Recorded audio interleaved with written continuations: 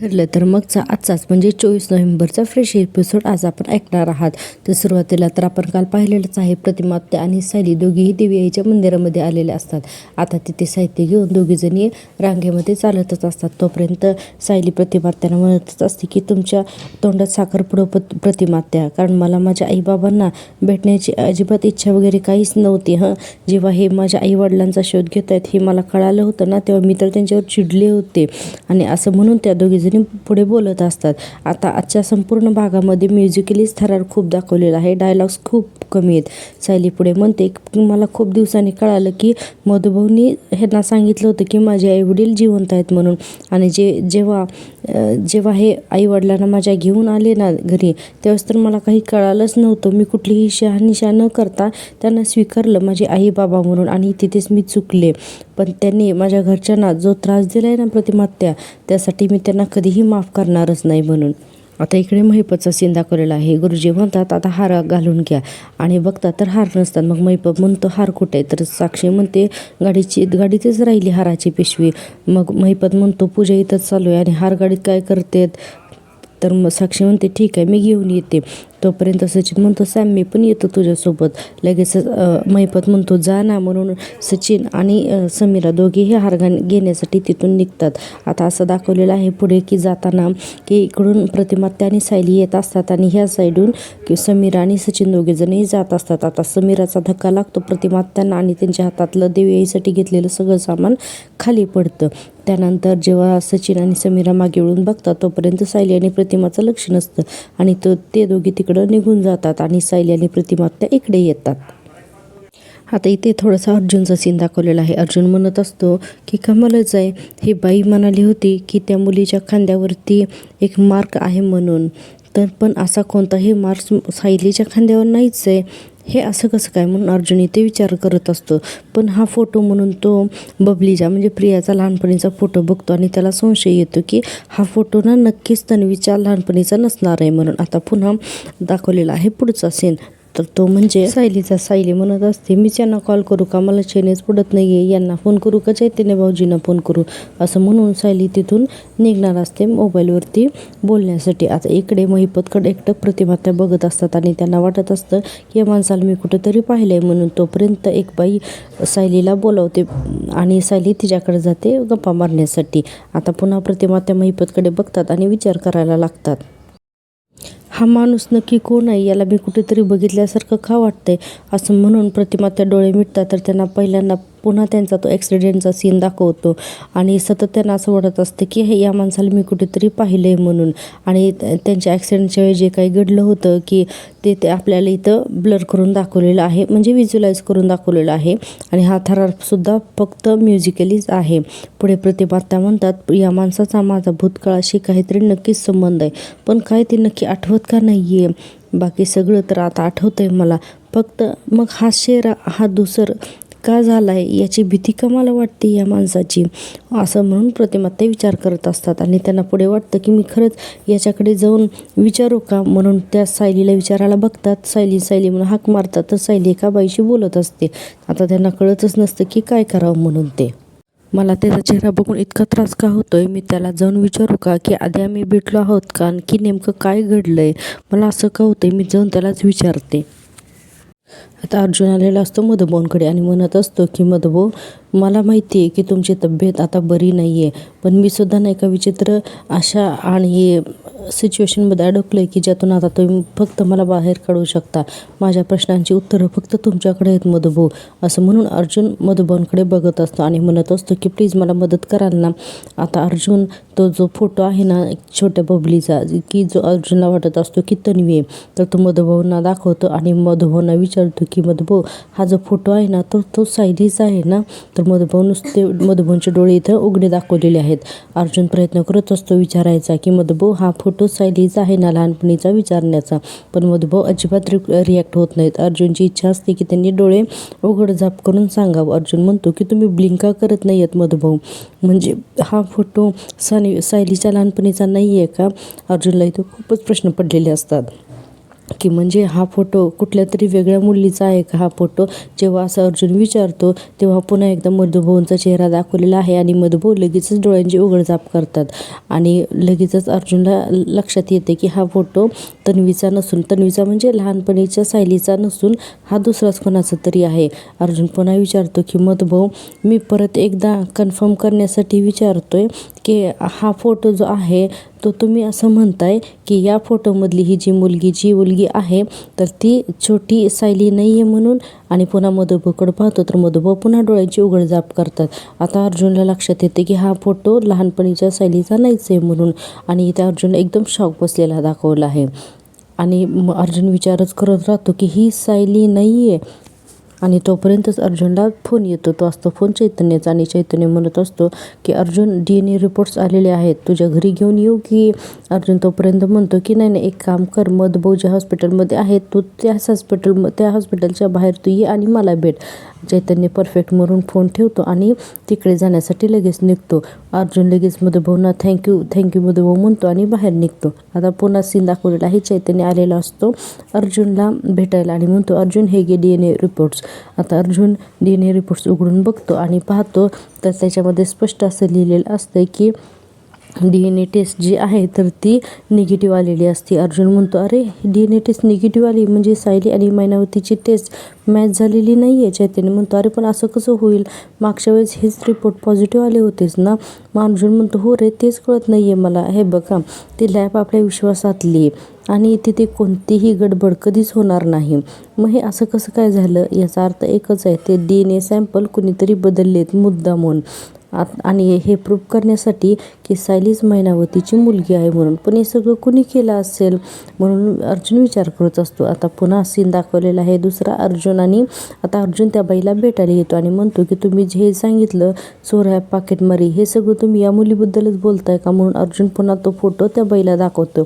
ती बाई म्हणते, तुम्ही परत असं काय विचारताय, आपण तेव्हापासून याच मुलीबद्दल बोलतोय ना, बबली लोखंडे सदा आणि मैनावतीची मुलगी. तुमची बायको तशी दिसायला साधी वाटते पण भरत भारी काहीतरी कांड केलेलं दिसतंय आणि मी तर लोकांना उत्तरं देत फिरते. अर्जुन एकदम चकितच होतो. म्हणतो, काय एक मिनिट काय बोलला तुम्ही आता. लोकांना म्हणजे तुम्ही अजून या बबलीविषयी आणखीन कोणाला बोललात का. त्यावरती ती बाई म्हणते, हो ते मागच्याच महिन्यात एक माणूस आला होता चौकशी करायला. अर्जुन म्हणतो, मला का नाही सांगितलं हे आधी. ती बाई म्हणते, सांगायचं होतं का. नाही तुम्ही विचारलंच नाही ना. आता अर्जुन चिडलेला असतो. अर्जुन आता म्हणतो, बरं ठीक आहे, आता मी परत एकदा तुम्हाला विचारतोय, तो माणूस कोण होता, आता नाव माहिती आहे का तुम्हाला. त्यावरती ती बाई म्हणते, हो माहिती आहे की, त्या माणसाचं नाव ना महिपत शिकरे असं आहे म्हणून. आता अर्जुन एकदम चकितच झालेला आहे. आता इकडे मंदिरातला सीन दाखवलेला आहे की समीर आणि सचिन हार आणायला गेलेले असतात आणि अजून ते आलेलेच नसतात. म्हणून महिपत जो आहे तो गुरुजींना म्हणत असतो की काय ना गुरुजी, की माझी बाची समीरा हार आणायला गेली पण ती अजून आलेलीच नाही आहे, कुठं राहिली काय माहिती. तोपर्यंत गुरुजी म्हणतात, हरकत नाही, तुम्हाला दिव्याईला 9 प्रदक्षिणा घालायच्यात, तुम्ही आधी प्रदक्षिणा घालून घ्या आणि नंतर मग हार घाला. त्यावरती महिपत म्हणतो की बरं ठीक आहे, हां चालेल असं म्हणत असतो. आणि इकडे प्रतिमा त्या दिव्याईकडे एकदा आणि महिपतकडे एकदा बघत त्याच्याजवळ येण्याचा प्रयत्न करत असतात की त्याला विचारायचं असतं की नक्की आपण अगोदर भेटलो आहोत का म्हणून. आता गुरुजी ते जी पंचारती असते म्हणजेच त्याच्यामध्ये आगसुद्धा असते तर ते अशी पंचारती महिपतच्या हातामध्ये देतात आणि महिपतला आता प्रदक्षिणा घालायच्या असतात. महिपत पाठमोरा असतो, देवीकडे बघत असतो आणि प्रतिमात्या त्याच्या पाठीमागून असतात. आता प्रतिमात्या महिपतला विचारणारच असतात. महिपत लगेचच प्रदक्षिणा घालण्यासाठी निघून जात असतो. आणि आता इकडे दाखवलेलं आहे की सायली एका बाईशी गप्पा मारत असते आणि सायली म्हणते की ताई आपण बोलू हो नंतर, तोपर्यंत मी असं म्हणून ती प्रतिमात्याकडे बघण्याचा प्रयत्न करते. आणि लगेचच तिला अर्जुनचा फोन येतो आणि ती अर्जुनचा फोन उचलते आणि सायली लगेचच या अर्जुनला भरपूर अशी बडबड करायला लागते. लगेच म्हणते, काय हो किती वेळ वाट बघायची मी तुमच्या फोनची. अर्जुन म्हणतो, अगं बायको. तर सायली म्हणते, हां तुम्हाला तर आवडतंच ना मला वाट बघायला. अर्जुन म्हणतो, नाही ते मी. तर सायली म्हणते, आता अजून एक शब्दही बोलू नका, तुम्हाला मला मेसेज करता आला नाही का, तुम्हाला सगळं मला सांगावंसं वाटत नाही का. इथे माझ्या डोक्याचा भुगा झाला विचार करून. हे बघा मी इथे देवळात आली पण माझ्या डोक्यामध्ये सतत हाच विचार चालू होता. अर्जुनला ती अजिबातच बोलू देत नसते. आणि इकडे पुन्हा दाखवलेलं आहे की प्रतिमा त्यांना अंधुक आठवत असतं की हा महिपतने काय केलेलं असतं ते. आता सायली म्हणते, प्रतिमा त्या माझ्याशी काहीतरी बोलत होत्या, पण माझ्या डोक्यात फक्त हेच होतं की महिपत आणि त्या फोटोचा काय संबंध असेल ते. आणि हॅलो हॅलो हॅलो म्हणत असते आणि अर्जुन तिकडे काहीच बोलत नसतो, गप्प बसलेला असतो. आणि अर्जुन म्हणतो, हो हो हो बोल बोल पुढे बोल. सायली म्हणते, एखादी गोष्ट तुम्हाला कळाली की मला सांगायची वाटत नाही का? नाही मला माहिती आहे तुम्हाला ना गांभीर्यच नाही आहे कुठल्या गोष्टीत. माझा इथं जीव जातो आणि तुम्हाला. अर्जुन तोपर्यंत जोरात ओरडतो, चुप एकदम चुप, अजिबात काही बोलायचं नाही, फक्त आता मी काय म्हणतो ते ऐकायचं.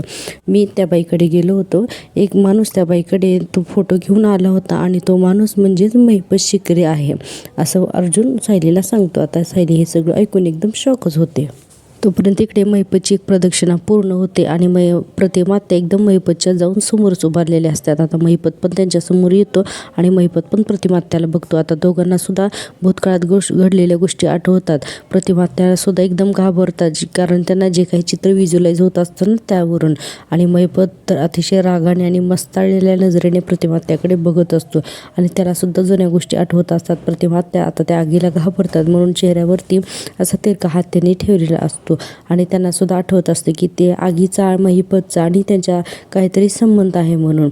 आणि प्रतिमात्या पुढे म्हणतात त्या महिपतकडे हात करून की तू ना तू फक्त लगेचच महिपत म्हणतो तू काय. आणि ती आग जी आहे तर ती प्रतिमात्यांच्या तोंडाकडे धरतो आणि प्रतिमात्या लगेचच ओरडतात आणि चक्कर येऊन खाली पडतात.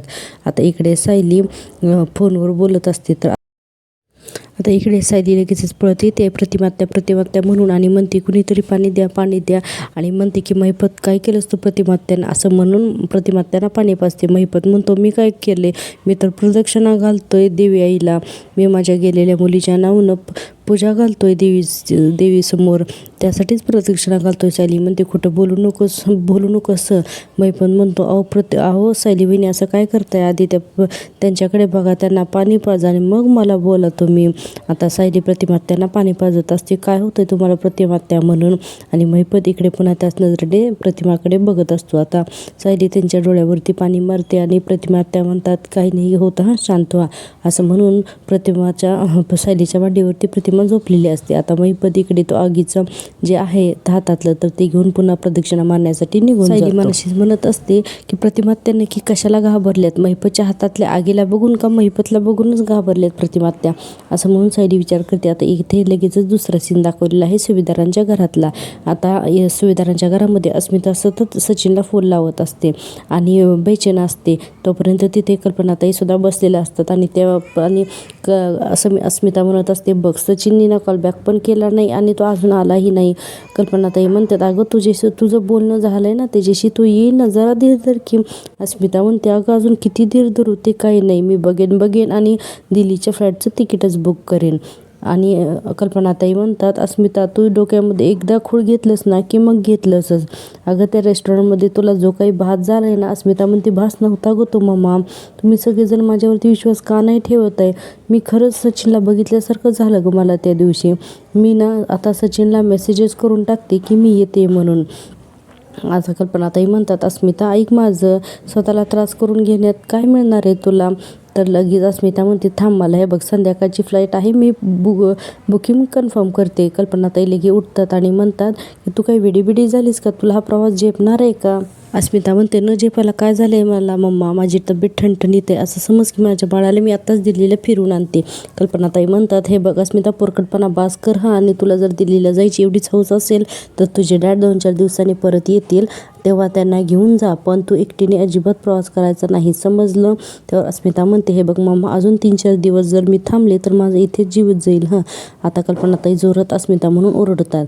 तोपर्यंत अस्मिता म्हणते, हे बघ मम्मा, डॅडी येईपर्यंत मी 2-4 दिवस आणखी नाही थांबू शकत, तू येतेस का माझ्याबरोबर. तर कल्पनाताई म्हणतात, अगं पण अस्मिता, असं उठून आम्हाला लगेचच दिलेलं नाही येता येत, तू थांब ना 2 दिवस तरी.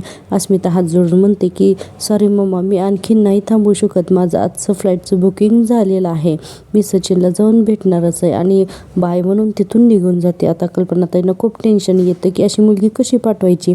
त्या विचार करतात, ही मुलगी ना इतकी हट्टी ना की जरासुद्धा दाद देत नाही मला अजिबातच, की देवी आई हिला प्रवासामध्ये कसलाही त्रास होऊ देऊ नकोस गं. कल्पनाताईंना तिची खूपच काळजी वाटत असते. आता इकडे दाखवलेलं आहे सायली आणि अर्जुन प्रतिमात्यांना घेऊन घरी येतात. तिथे डॉक्टर येतात. डॉक्टर म्हणतात यांना मानसिक तणावामुळे यांना खूप चक्कर आलेली आहे. या डिस्टर्ब होतील असं काही मंदिरामध्ये घडलं आहे का? आता रविराज अर्जुन आणि सायलीकडे बघत राहतात. तोपर्यंत सायली म्हणते की डॉक्टर अहो मलाही नीटसं कळलेलं नाही की काय झालं की मी फोनवर बोलण्यासाठी म्हणून मी फोनवर बोलण्यासाठी गेले आणि मागे वळून पाहिलं तर या चक्कर येऊन पडलेल्या होत्या. डॉक्टर म्हणतात ठीक आहे काही हरकत नाही मी गोळ्या लिहून देतो. आता डॉक्टर गोळ्या लिहून देतात आणि अर्जुनकडे देतात की या गोळ्या घेऊन या म्हणून. अर्जुन ठीक आहे म्हणतो आणि बाहेर जातो. तोपर्यंत सायली म्हणते की माझं चुकलं तुमच्याशी बोलायचं म्हणून मी बाजूला जायलाच नको होतं. प्रतिमात्यांबरोबर थांबायलाच हवं होतं. पण अर्जुन म्हणतो अगं पण मुळात असं काय झालं की आत्या बेशुद्ध पडली म्हणून. सायली म्हणते की अहो काहीच कळत नाही आहे की नक्की काय झालं ते. हां पण एक गोष्ट आहे मी जेव्हा वळले ना तर त्यावेळेस प्रतिमात्यांच्या समोर महिपत उभा होता. आता अर्जुनला आणि रविराजांना हे ऐकल्यानंतर एकदम शॉकच बसतो. महिपत आणि तिथे. त्याच्यानंतर सायली म्हणते हो आणि त्याच्या हातामध्ये ना धूपारती होती. आता धूपारती म्हणजे नक्कीच आग असणार ना. तर सायली म्हणते कदाचित ते आगीला आगीला पाहून प्रतिमात्या घाबरल्या असतील का. आता अर्जुन आणि रविराज हेच विचार करत असतात की नक्की काय झालं असेल म्हणून. तोपर्यंतच कुसुम म्हणते की वहिनी बहुतेक जागे होत आहेत म्हणून. आता प्रतिमात्याला जाग येते. प्रतिमात्या इकडे तिकडे बघायला लागतात. त्यांना थोडीशी जाग येते. आता प्रतिमात्या थोड्याशा उठून बसतात. आता रविराज पण तिथं बेडवर बसतात सावकाश म्हणून. लगेच अर्जुन त्यांना पाणी वगैरे देतो आणि लगेचच अर्जुन पाणी दिल्यानंतर प्रतिमात्या पाणी प्यायला लागतात. अर्जुन विचारत असतो प्रतिमात्या आता तुला बरं वाटतंय का गं. प्रतिमात्या म्हणतात हो आणि डोळे मिटून तिथंच उशीवरती पडतात. त्यांना पुन्हा तोच सीन आठवत असतो की त्या कशा ओरडल्या होत्या महिपतने. त्यांच्या चेहऱ्यावरती आगीचं लाकूड जळतं मारलेलं असतं आणि त्यांना आता इथे त्रास होतो. रविराजांना ते काहीच कळत नाही. ते फक्त अर्जुनकडे सायलीकडे बघत असतात आणि ते फक्त म्हणतात प्रतिमा. तर प्रतिमा ते एकदम जोरात दचकतात आणि म्हणतात की अगं प्रतिमा एवढं दचकायला काय झालं म्हणून. अजूनही बरं वाटत नाही आहे का. तर प्रतिमा त्या काहीच उत्तर देत नाहीत. फक्त म्हणतात की नाही ठीक आहे मी जास्त काही बोलत नाही. तोपर्यंत कुसुम म्हणते की वहिनी मी तुमच्यासाठी सूप घेऊन येते. हां प्रतिमा त्या म्हणत असतात नको काही नको आहे मला. तोपर्यंत कुसुम म्हणते मी तुम्हाला विचारत नाही आहे तुम्हाला थोडं तरी सूप प्यावंच लागेल आलेच मी म्हणून कुसुम तिथून निघून जाते. आता पुढे दाखवलेलं आहे की रविराज म्हणत असतात की प्रतिमा मंदिरामध्ये असं काय बघितलंस ग की ज्याच्यामुळे तुला चक्कर आली. असं म्हटल्या लगेच प्रतिमा त्याला पुन्हा तो महिपतचा सीन सगळा आठवला.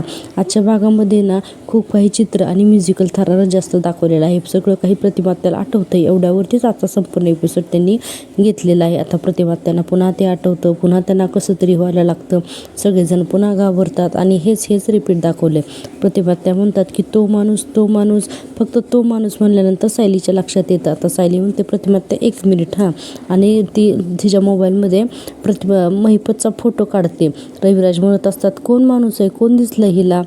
तर फक्त प्रतिमा म्हणत असतात की तो माणूस. आता सायली पटकन महिपतचा फोटो मोबाईलमधला काढते आणि दाखवते प्रतिमात्या फक्त म्हणत असतात की तो माणूस दिसला ना की मला त्रास होतो एवढंच म्हणतात आणि त्यांना खूपच खरंच त्रास होत असतो आणि ते चेहरे विचित्र करत असतात. आता सायली म्हणते की प्रतिमात्या शांत व्हा. आता ना तुम्ही स्वतःला त्रास करून न घेता फक्त मला एका प्रश्नाचं उत्तर द्या असं म्हणून लगेचच ती महिपतचा फोटो दाखवते. आता महिपतचा फोटो बघताच प्रतिमात्या पुन्हा घाबरतात. सायली म्हणत असते की तुम्ही याच माणसाबद्दल बोलताय का. तो असतो महिपतचा फोटो. प्रतिमात्या इतक्या घाबरतात पुन्हा त्यांना सगळं प्रतिमात्या महिपतचा फोटो बघताच इतक्या हायपर होतात जोरजोरात ओरडतात विचित्र हावभाव करतात. ते फेकून दे असं करत असतात. पटकन सायली मोबाईल ठेवते आणि अर्जुन म्हणतो रिलॅक्स हो.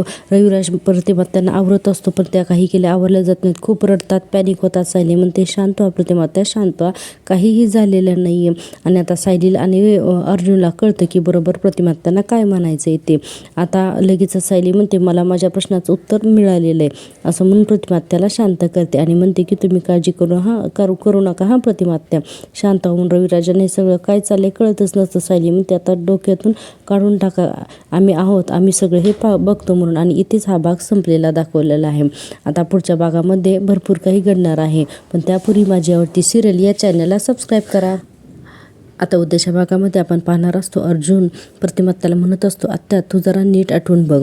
हा जो महिपत आहे ना हा महिपत तोच आहे ज्याच्या मुलीने खून केला होता आणि शिक्षा म्हणून मधुभाऊंना जेल होती. तुम्ही कधी भेटलात का. रविराज म्हणतात तू त्या महिपतला एवढी का घाबरलीस.